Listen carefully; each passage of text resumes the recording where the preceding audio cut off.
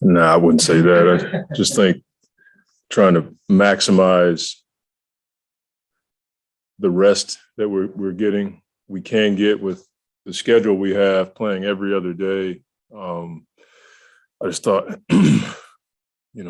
give the guys a chance to sleep in. We did a bit of a combo day the day before where we got a lot of Denver prep in yesterday, knowing that we got all these games coming up with travel. So, I'm happy about the win. The way we moved the ball in the first quarter, that kind of, shooting and passing and recognizing what they were doing in their coverages was good to see. And then, defensively, if I'm reading this right, holding them to 37 points in the second half and then 33 assists. That's a pretty good performance. And, it's just part of the foundation we're trying to lay early in the season as to how we can play every single night with our defense, holding it down for us. And then we have nights where we shoot the ball well. It's a good combination.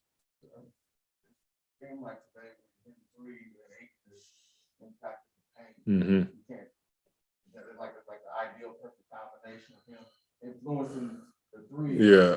Getting the threes, opening up for him. Yeah. I mean, I think that's, a good combination for us. I mean, he's so good at putting pressure on the rim that he creates a lot of threes for us. He creates a lot of assists. So does JaVale. But then their ability on the other end to guard, a couple times guys hit shots on them and switches, but you can't necessarily overreact to that because that's not what teams typically want to do over the course of the game. So I thought those guys played pretty good defense in those particular environments. And we need it, if we can win games like that and Chris and Book don't have to play heavy minutes with all the games we got coming up, that's a bonus as well. So, but DA was really solid tonight. Yeah. Yeah. I think it's huge for us just because you lose an hour, 2-hour flight. So, for those guys to not have to play 36, 37 minutes tonight, he and Book. So I'm hopeful that translates into great energy and production tomorrow. How do you prepare for Jokic or not for Jokic? Yeah. Sure. Yeah. Yeah, our coaches do a pretty good job of having 2 sets of film ready for the players. But then it comes down to just trusting your principles. Now, a guy like Jokic, he makes you change your principles at times, but for the most part, when you don't know who's playing, for me anyway, it comes down to relying on your system. And it's always about sprint and turn and transition, keeping the ball in front of you and being able to play without fouling and getting a rebound. Like those 4 components, we feel like help our defense no matter who we're playing. Talking about telling guys to let it fly, Cam Johnson. Yeah. Yeah, he just the last few games he's playing free. Guys are looking for him, and he's knocking down shots. He's had good shot quality this year. I think last game somebody asked me about, he and Jay and Landry and those guys taking shots. I'm like, I think they turned down too many shots. So I feel like when you're 6'9" and you can shoot it that way, if a guy's 4 or 5 feet away from you, you should take the shot. I think that's why Jay possibly gets those 3-point fouls, attempts that lead to a foul because Jay's going to shoot it. But it was good to see Cam, knocking down shots, but shooting it with confidence, but also guys looking for him is something that I think we can do a much better job of. Yeah. Yeah, I mean, he gets a chance to show his playmaking skills and his athleticism. Cam's a freak athlete off the one leg. He can, get up in the air. But I've said this since we had him, he has the ability to see the floor. When he attacks the basket, things don't speed up for him. He's found guys a number of times in that scenario where he's driving, somebody steps up and he can find the big or find the guard on the backside. Yeah. Yeah, I just didn't think we came out with the urgency that we needed. First play of the third quarter, we weren't matched up. They got a wide open three in the right corner. And it kind of built up from there, and they cut the lead. And then our guys responded, came out of that particular timeout, and defensively we played much better, but the ball was moving a bit more too. We had to let the offense breathe a little bit. And, when a team is down like that, you don't want to give them confidence. They're a good team. I mean, we watched that same team play Chicago late into the game where they had a chance to win. So we knew they were capable. So you just didn't want to give them any energy or confidence. Deandre executed really well on the short ball. Do you like that as another weapon? Yeah. Yeah, I mean, a lot of teams are playing low man coverage against the dives. And so bigs can't just dive anymore blindly, or else you're going to pick up a charge or a turnover. So those guys work on that with Coach MB, being able to catch in the short roll and come to a jump stop, or at least be under control and either shoot your floater or find the guard on the backside. And we saw a lot of that in the first quarter. Successful in these coaches' challenges, or you find a formula on what to challenge or not, or is it just I see something, they're telling me something, I'm just going to just challenge? Same formula I use for everything. I just pray, hope it works out. If the guys I'm looking at the coaches and they're looking at the computer, and they look like a deer in headlights because they want to give me the right answer. And in that scenario, it's just protecting DA because he had potential 4 fouls. And so I typically don't want to use it that early unless you can take obvious points off the board or protect one of your players who's in foul trouble. And we've talked to the players about that, because a lot of times guys are emotional that they didn't foul or they didn't do whatever. And so we've tried to explain the scenarios in which we want to use them. And that one just worked out for us. Do you think the addition of Javale was the major change in the team from last year? Well, I would say along with Landry, that's been huge for us. And it has had an effect on the rotations and shots and things like that, but it's had a positive effect too. I think having a guy like JaVale with that kind of size at the rim, but also another guy that can put pressure in the lane for our shooters on the backside, or help Chris get open so he can get to his mid-range. But to your point, yeah, it's been a big time addition for us. Yeah, so between the two, they've been making 31 points. That's a big add for you. And makes me think that if you had JaVale last year against Milwaukee, maybe things would have finished a little differently. You never know. I can't live in that world. Nothing in my life is a surprise to God, and I just move forward. And I tend not to look at it from that perspective. I look at myself and try to figure out ways where I can get better. I'm glad we have them now, I'll just being aggressive, and a lot of it is the unselfishness we play with today. I was the beneficiary of a lot of open looks. Felt like a couple more should have gone down. I felt good leaving the hand. So always tons of room for improvement, but it's a big credit to the guys today. I mean, playing out there with the groups that we have on the court is not only fun, but they've been finding me in some good spots for sure. I saw you a couple times, not only get to the basket, but the spin move to get to the layup. How much has that been worked on in the summer? The dribble drive. I'm gonna be honest, the summer was real short, so a lot of it was spent licking wounds from a long season. But that's just something I've been working on my whole career. It's not just the summer. The work kind of never stops, and adding the things to the game never stops. I've been doing it since I got here, and kind of just drip feeding it into the actual game. 48 points in the first quarter. Is Is that about as good offensively as you guys can play? I mean, what's that like when you're kind of in a streak like that? I think we get to 50, but low turnovers, guys hitting shots and playing with a lot of energy and getting stops. In the second half of that first quarter, we got a lot of stops. They kind of started scoring the ball a little bit early, and we buckled down on that end.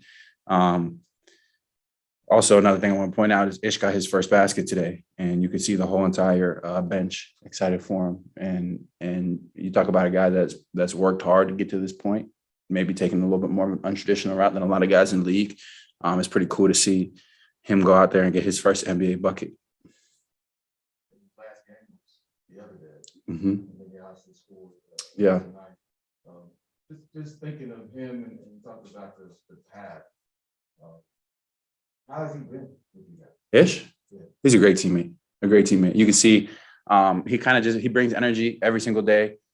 Great guy. And he kind of just fits our culture. Like as soon as he stepped on the practice court, you could see why he was brought in. He's just a guy that perfectly fits our culture and very versatile and can play a lot of positions and do a lot of things on the court. Unselfish guy. And it's been fun having him on the team. That culture start with Monty? Yes, Monty, James, the whole organization. I could feel it from day one when I first got drafted. When I was here for pre-draft workouts, honestly, seems like yesterday, but it was you go to the pre-draft workouts a lot and you're getting grilled and it's like spotlights on you. When I was here, it was like conversation. And it felt good. It felt right. It felt like people that you can trust and people that will have your best interests at heart. And it's been nothing but the same since I've been here. And it also takes a group of guys like we have that we've had it all 3 years I've been here, a group of guys that buys in and wants to play a specific way. And you can see the development of the program over time. That's pretty amazing that you get that feeling right from the get-go and it would carry through now. Yeah. That's what I said when it first happened. That's what I said when I first had the workout. I was like, that was different. It felt like there's a familiarity about it. There was a comfort level that was different than others. Just felt like a group of an organization that I want to play for, a coach that I want to play for, a GM that I want to play for. And it's been nothing but that since I got here.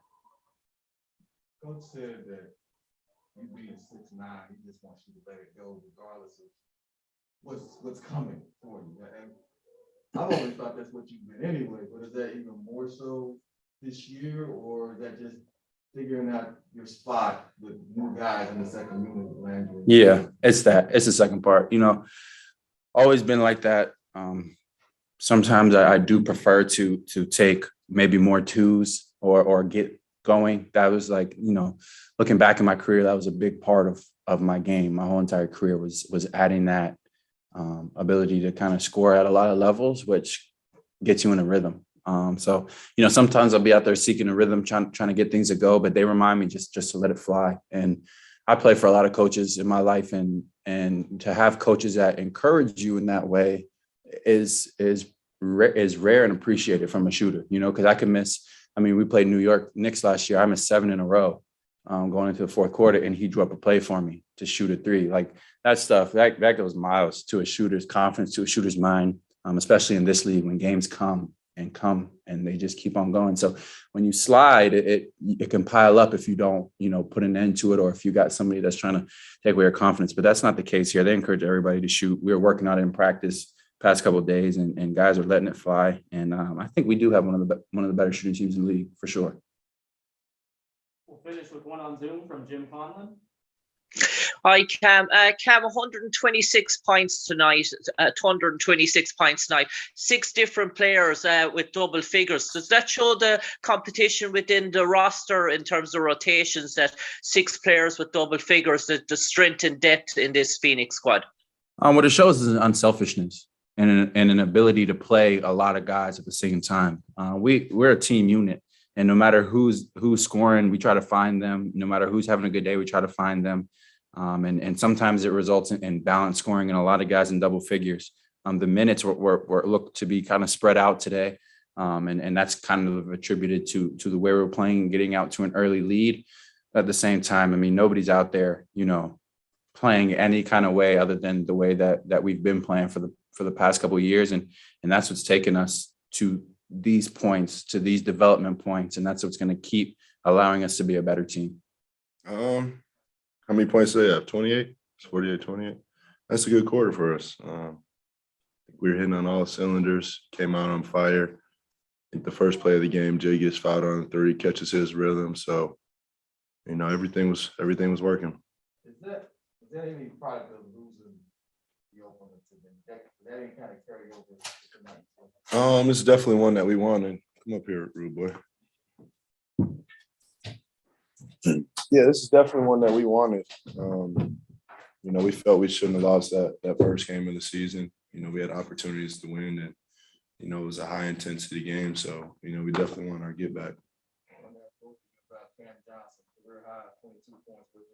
What were y'all saying was working for him? Man, I just congratulate him in the back. You know what he told me, Dwayne? He says, not 50 or nothing.